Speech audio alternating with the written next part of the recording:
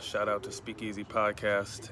Make sure you tune in to Speak Easy Podcast. Listen to the Speak Easy podcast. You know why? Because Triple C said so.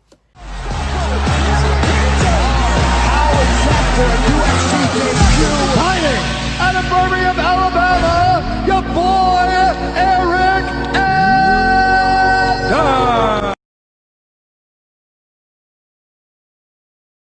You switched it up to Iverson in the back, huh? Yeah, I wore out the Grant Hill one for my stepson had a birthday, so we had like one of them little drive-by shits. So I had to, you know what I'm saying, I had to put my swag on right quick. You know what I'm saying? Yeah, I feel you. How you been, man? Shit, I can't complain. How was I mean, I don't want to incriminate you to my 32 followers, but how was that little trip you took? Oh man, man, to be honest, it didn't hit like I thought it would. Man, I started doing a little research. I took a lot, man. I took like 7 grams. Oh shit. And I thought I was gonna go to space, and but turns out it works a lot better if you do it on an empty stomach. So my dumb ass, I ate a bunch of bullshit before I did it. So the next time I do it, I'm Yeah. correctly. Damn. So what did it feel like then? Just like a regular high at that point, or like... Yeah. It's just like a regular like mushroom high. And Damn, that's kind of annoying. I got the wife and kids, so I wanted to go to space, so I went and got a hotel room, just so that I could be in silence and like pitch black, like they say to do. But it's I just sat in the hotel room tripping, for a few hours. Watching Family Guy or some shit. Nah, I wasn't even watching TV. I wasn't on my phone. I didn't do shit. I just laid there. Yeah. And then, I took them around probably like 4 or 5 in the afternoon. And then, the hotel's right down the street from the house. So by about midnight, I was just like, man, I'm going back to the house, man. Yeah, it's got to be annoying because you got a room and everything. Yeah, but, it is what it is. I got fucking... Yeah. But, shit. Yeah. But it was straight, though. The next time I do it, I'm going to follow the protocol a little bit better. Yeah. I mean, it's kind of trippy time to be doing that shit, too, with all this crazy shit going on. Is that some weird tension down there in Alabama with all that stuff? Or, like, how's that work down there? Kind of. But, this is the thing. Like, Birmingham is essentially the birthplace of the civil rights movement. And so, like, Dr. King, marched up and down these streets, marched from Selma to Montgomery. And, I think the people out there are losing sight of what's really going on. And when you start breaking and, busting out police windows, and, yeah, of course, they're going to react with violence. Like, you're breaking their stuff. So it's no longer about George Floyd. And now it's about the police keeping people from breaking shit, Yeah. Like a lot of these businesses, they don't recover financially from, this kind of stuff. Like, oh, they have insurance, they have this, they have that. But, man, they just don't recover that well when people do stuff like that. So, man, I'm all for protests. I'm all for marching up and down the street. I'm all for making noise, because it is a sensitive subject, man. You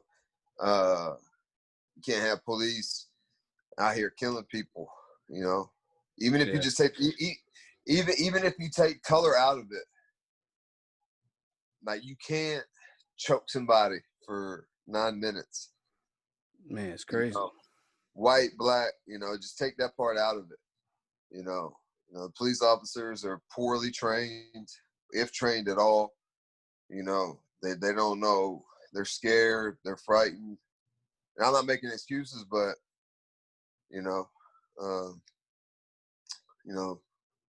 don't make them, police you. You know what I mean? If you're out there in the street throwing bricks through windows and then you get beat by the police or arrested by the police, I don't want to hear that shit. 1,000%. Yeah, George Floyd, his whole thing, it wasn't even about that, Yeah.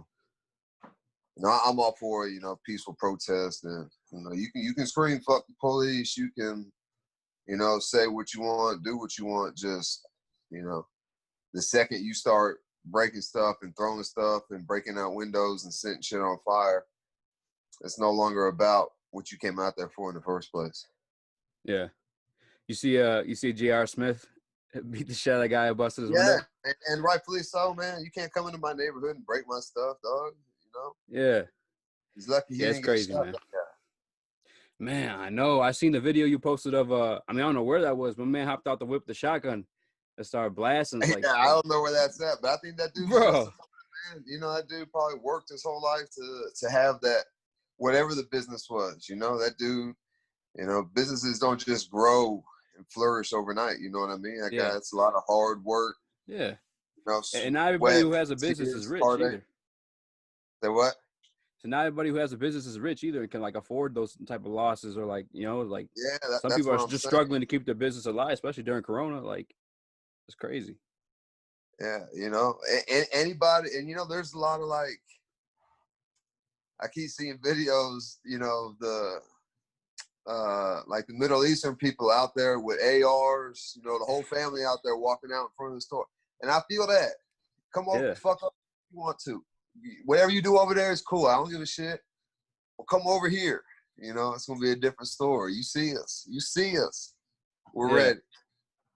And so I think both those people are right, man. You can't just, burn down my business and expect nothing to happen. Like, yeah, you're gonna catch two.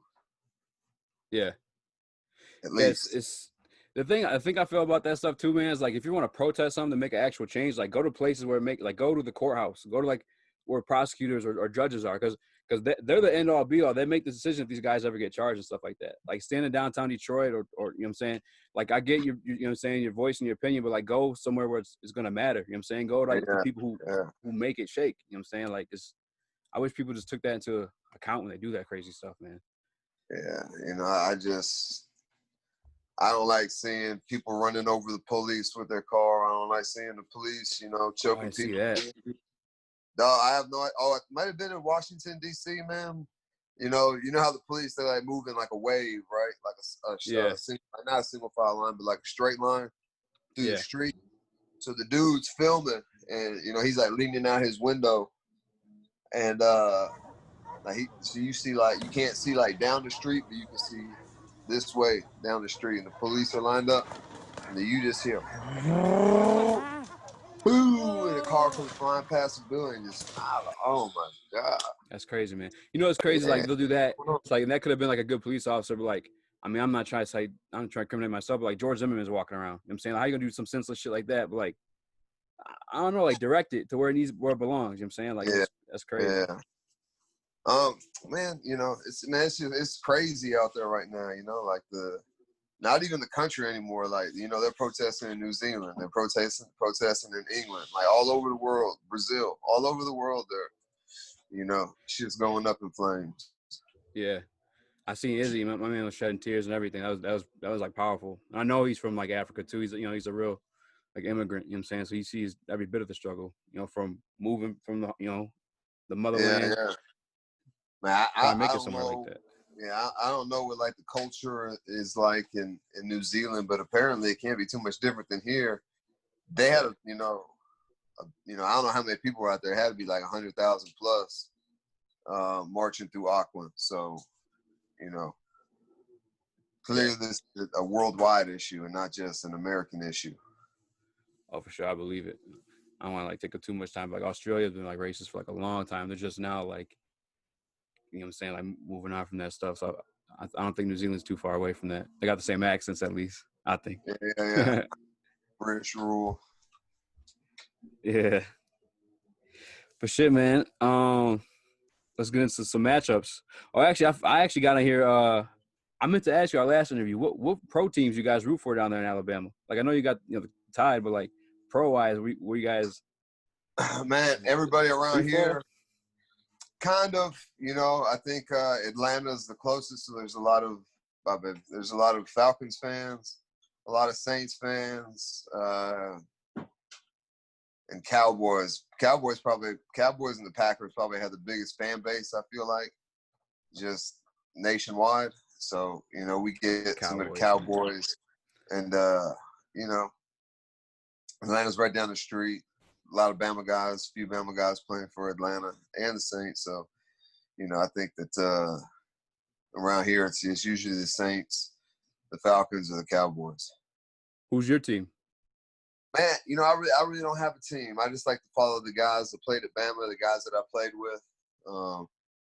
It's been a while since I've been out of school, so the guys that I played with are kind of getting slim still in the NFL. But, man, I just like watching the Bama guys, especially now, like when I came out, everybody would always talk shit about how the Bama guys, they don't do much in the NFL. They have these prolific careers in college, but then when they get to the NFL, they don't produce that much. But now, all the Bama guys who are getting drafted are producing. I think Eddie Jackson is now the highest paid DB in the league. Josh Jacobs, I'm pretty sure, was Rookie of the Year this past year. Mark Ingram, he's been in the league a long time, but he's putting up numbers. So Julio Jones, probably the best receiver in the game right now. So man, they just have a lot of guys putting in work and having successful NFL careers, and it's just good to see. Did you grow up watching anybody or rooting for anybody like that, like as a kid?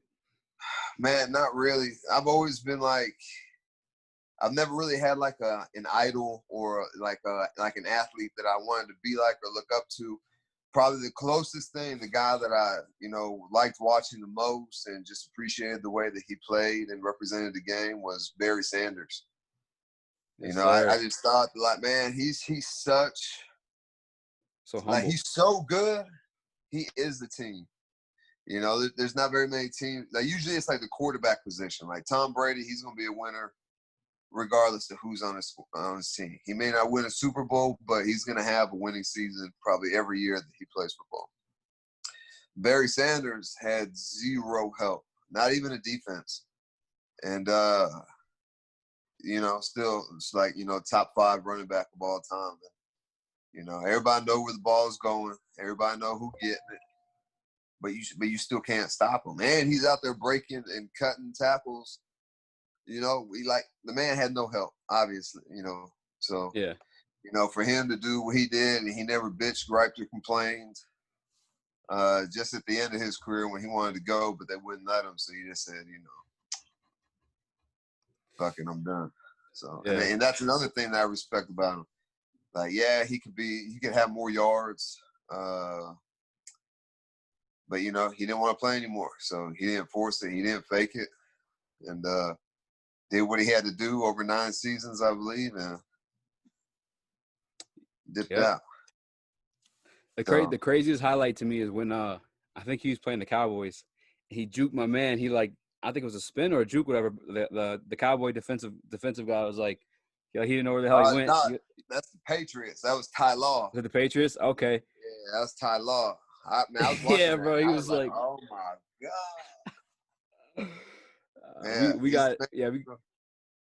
Go. What'd you say? I said he's the man, and I played running back at the time. When I was little, so I was like, well, I just want to be like, Barry Sanders and Terrell Davis, probably the only football players I was like, man, that's what I want to do. Yeah. Yeah, we got the Lions drafted this rookie, I think DeAndre Swift. I don't know. He looks like he could be that cold too. So I'm hoping. I mean, we had the Lions talk last time, but every year it's like I'm hoping, but he looks dope. I don't know if we're gonna see another Barry Sanders type. Like these for guys sure not that. too big, Yeah. too strong, and taught too well. How to tackle. Yeah. So, but I don't know. You can't just bust somebody's head anymore. So, I think that's especially why guys like Derrick Henry have a lot of success because the running back can still lay the boom.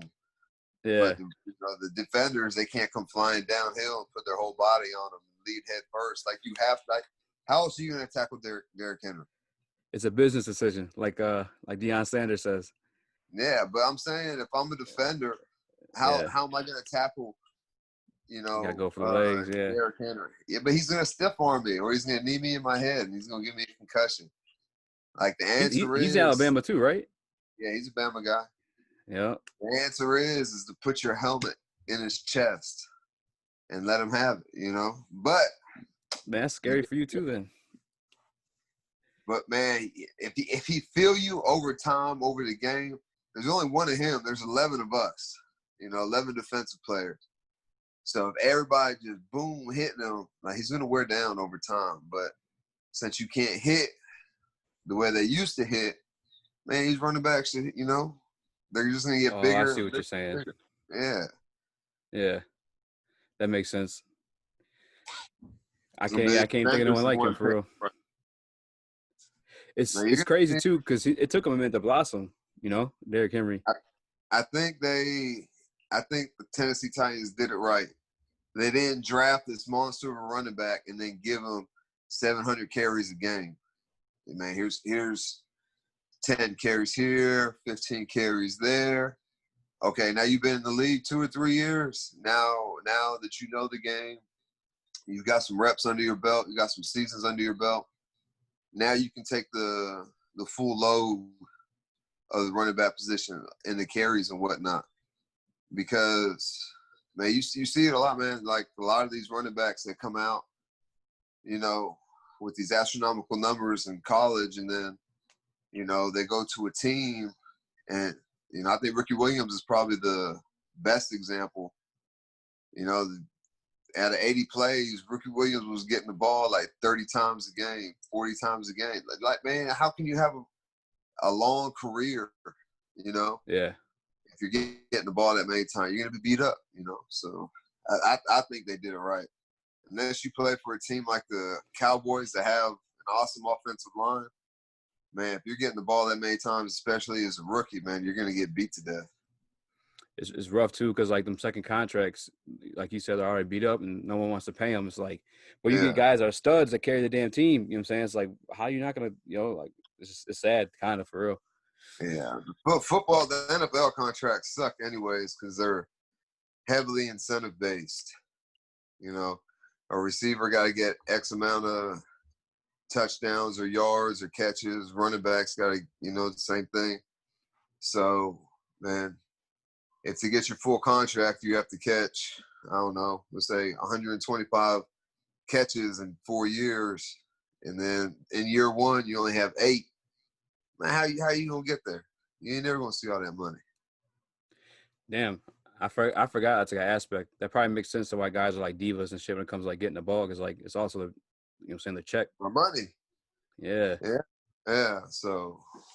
Yeah. Speaking of money, how you feel about that John Jones situation? Him walking away for the money, is you think he's really about to do it, or like it's? Man, this is the thing, and this is why guys like John Jones and Conor McGregor hold all the cards, because they have what's called "fuck you" money.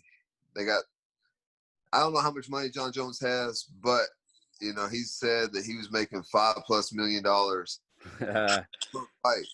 All right, so I don't know how many fights he's gotten that, but let's just say the last 4 fights he's gotten $5 million. All right, so he got $20 million in the bank.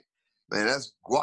That's real money. You know what I'm saying? He don't have to never do nothing again a day in his life if he invests his money right and then, you know, treat it right.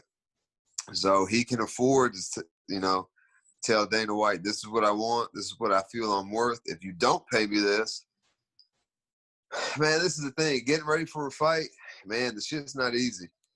There's a reason why camps are 8 to 12 weeks long. You know, boxing, kickboxing, Muay Thai, wrestling, jiu-jitsu, strength and conditioning, running, hill sprints, all the stuff that goes into it. You know, everybody should want to get paid the most amount of money that they can get paid. So I don't know what number he came at Dana with. He says he didn't ask for $30 million, but you know, whatever. If he's not happy, he don't got to fight. Yeah, that's what if anybody's watching who doesn't know how UFC contracts work too, a lot of times, actually all the time, really, don't you only get half the pay and you only make the other end if you win? Yeah. For, you know, and I'm sure there are people who are fighting for a flat rate, you know, which is the goal, I think, that you want to get to. But for me, I get half my money for making weight and showing up to the fight, and I get the other half if I win. If I don't win, I don't get that other half. Yeah. So, just think about whatever your salary is, because everybody gets paid different. Whatever your salary is, if you didn't like meet a quota or something or whatever, they cut your check in half. Yeah, think about that. It's And crazy then too, because like when the shit go to the judges, like Chito Vera, he fought the same night that he fought that I forget his name, the Chinese guy. That the only people on earth who thinks that Cheeto lost that fight are those three judges. But my dog, not only did he, lose the fight, but that he actually won, that everybody thinks he won, but mm-hmm. man, he lost half his money too. That's the, Yeah, man, that's the hurt. biggest part. Like, damn, you fucking with my money now. Yeah. So the other part too, I don't think people taking the fact you got to pay those coaches too. You got to pay, you know what I'm saying, all your trainers and stuff too. Man, I'd be sitting in the tub, early Friday morning, cutting my weight, and sometimes like cutting weight, it sucks. It's not fun, but I'll start thinking in my head, I was like, man, if I miss weight, they're gonna take 30% of my money off top. Boom, 30% gone.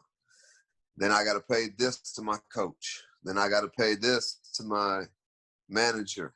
And the guys that I bring with me, I pay them a week's salary because, not my coaches, but like my training partners that I bring to the fight.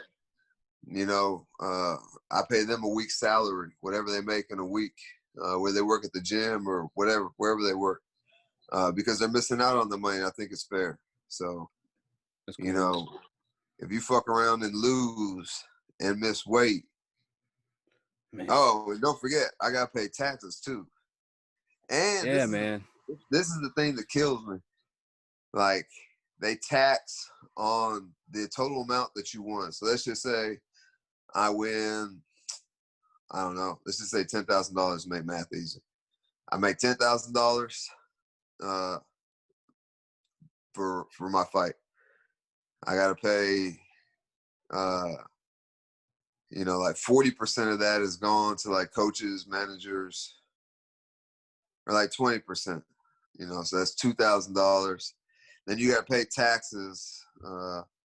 That's like another 20%. So that's 40%.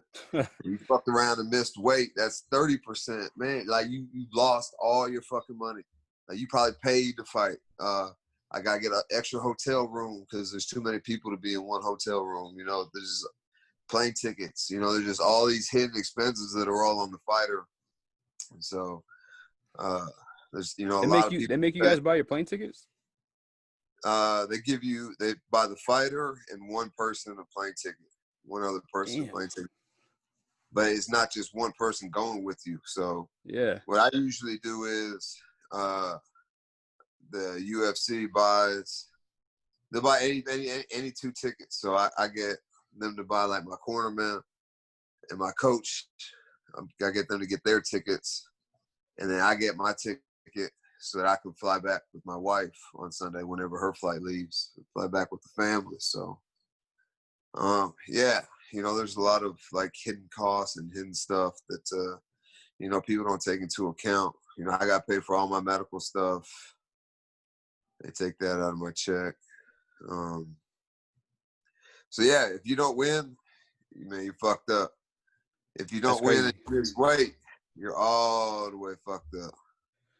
Man, people like a lot of people don't know that either. It's like when they hear like these contract negotiations, kind of like these protests, they're kind of ignorantly like putting their 2 cents in, like, you know what I'm saying, like, oh, he just wants more money, like he's not worth that much, he had a boring fight, blah blah blah. But like you said, I mean, John Jones is a different case, but man, I never even took that into factor. If you miss weight, like Jeremy Stevens, I was just thinking about when he said that. My man missed weight, lost the fight. Yeah, man. And you said that you guys got paid for your medicals too? Yep. That's messed up. If you what do you call it? Damn, what was I just gonna say? Yeah, Jeremy Stevens probably fucked up after that. Man, yeah. After that debacle, so it's not a good look. For sure. But you get KO too. That's an extra like insult to injury. Oh, that's what I was gonna say, man. If you mess around, go out there and put on a fight of the night, and I agree with this. If you miss weight, this is a you and I fight. I missed weight. We get fight of the night. You're supposed to get 50. I'm supposed to get 50. But if I miss weight, I'm not eligible for a bonus, so you get the whole 100. Man, listen, dog. Tristan it Conley. takes two to tango. But he missed weight, man. Fuck that. If you miss weight, dog. I don't know. To me, like You can break him off like 10. I'm not breaking him off nothing. I'm taking the whole 100. Sorry. Oh shit. You fucked up. Listen, man, I probably cut the most weight out of any middleweight, so I don't feel sorry for anybody that I fight or for any middleweight that misses weight. I just don't. Yeah. You know, I cut more weight than everybody. But yeah, Tristan Conley, his first fight was against Michel Pereira, whatever, the Brazilian dude who does all the backflips and shit. Yeah, he trains in Michigan up here. Michel does? Yep. Yeah, I didn't know I was tripping out because he don't even really speak English either. I'm like, what the fuck? Yeah. In Michigan of all places too. SFS Martial Arts, I think it's called. Oh, that's dope. I didn't know that. But Tristan Conley won the fight, got fight of the night, and it was his debut, and he took the fight on like, a week's notice or 2 weeks notice or some shit. So that dude made $100,000 plus his show and win money, which is, probably wasn't much of being his first fight. 30% of Michel Pereira's money went to Tristan Conley. So, man, he like, boom, boom, doubled up. Like, that motherfucker did, got paid for, for that first fight. Yeah, that's a cleanup, man. A lot of people like underestimate, or not underestimate, but I don't think a lot of people know like the struggles of a UFC fighter, especially when it comes to pay on top of it. Like my man who won this past weekend, he was interviewing with DC, and it looked like he was about to cry. Like, man, I still gotta go to work Monday. And that's all they gave him the performance of the night. They get him a bonus though. Yeah, they blessed him. Yeah, Brandon, I had to let him know. He was like, hell yeah, I called it. He put out a tweet and said he called in sick on Sunday. I'm like, dog, take that bonus. Your show and win money, that shit gonna be there on Monday or Tuesday, but that bonus, that shit 8 long weeks. Yeah. Shit, as long as it's hitting that bank account. Yeah. I remember like when they told me I won my first bonus, like every day for 8 weeks. I was looking at that account, see if that deposit was made. And man, yeah, it's a great feeling to see an extra $50,000 in your account, especially like me. Like I think the most I ever made at a job before at the UFC, like the most money I ever made in a year before taxes was like 41,000 or something like that. So I was, man, I can't put in words how crunk. My wife said it's probably the happiest she's ever seen me is first time that bonus hit. So it's man, it's an awesome feeling. It's like, man, I just made more, and I think it was, what was my first bonus? I made more in 15 minutes than I had in, a whole year's worth of work, so, it's, that's dope. Yeah, it's dope. But when you don't win a bonus and you lose, it's like the opposite feeling. It's like, fuck. Yeah. Yeah, man. You think John Jones worth 30 mil? I don't know. He said he didn't ask for 30. I think he said he asked for like 10 or 15 or something like that. Yeah. Which, man, yeah. If you say he the GOAT, man, you got to pay him, man, regardless of how much money he's like bringing in or anything like that. If you go publicly, go on, and say that he's the GOAT, then don't disrespect the man by paying him less. And I'm not saying he got to make what McGregor make. I'm not saying that, but get a man some bread. You got it.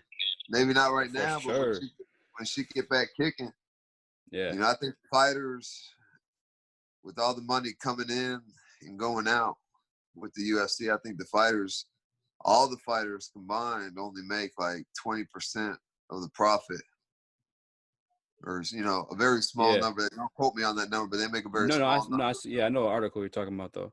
Yeah, so they got it, Yeah. And not just pay John Jones, pay everybody. Everybody, because I was just thinking too, like even UFC to boxing, like at least to me, maybe it's a generational thing. I fuck with UFC way heavier than I do boxing. You know what I'm saying? I'm not saying I don't like boxers or whatever, but I find MMA way more entertaining. You know what I'm saying? And I know nowadays that's the case. Well, man, I think they kind of blew the lid off of boxing.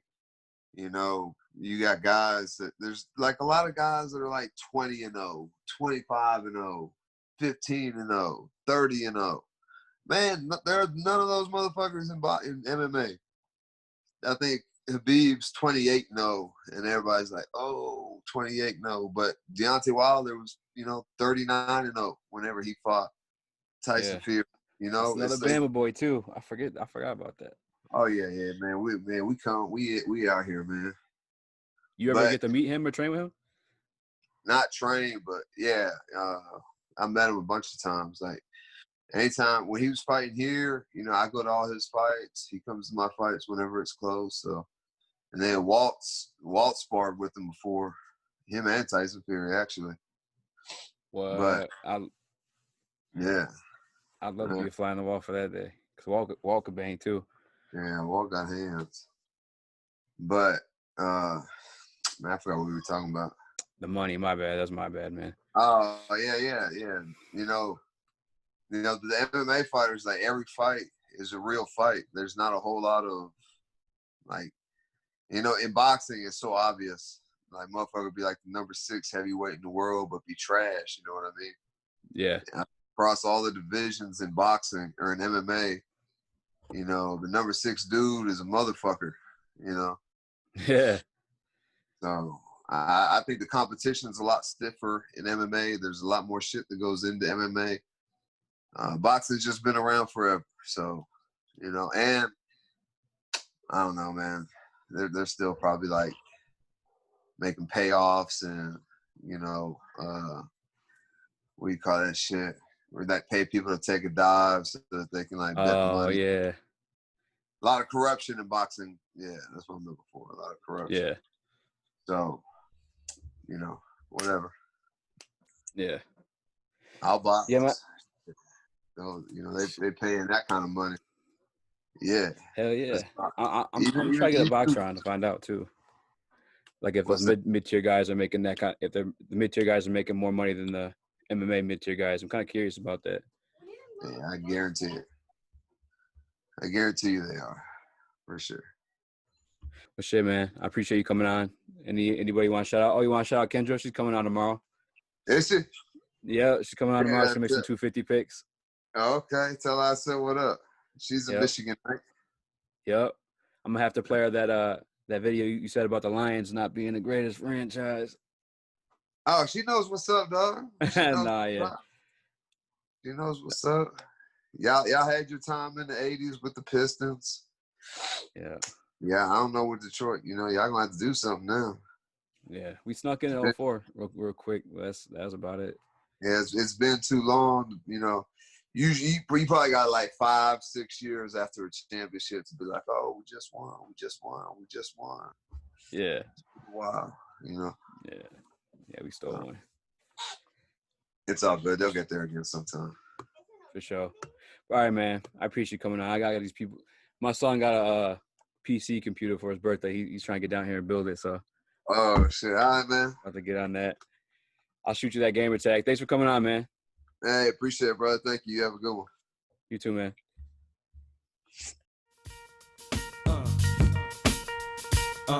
Yeah. It's all about the Benjamins, baby. Yeah. It's all about the Benjamins, baby. Head skills, crystal still, hot bills in Brazil. About a mill of ice grill, make it hard to figure me. Nigga be kicking me in my asshole. Undercover, Donnie Brasco. That's my East Coast girl, the Bentley, the twirl. My West Coast shorty, push the chrome 740, rockin' red man and naughty. Oh,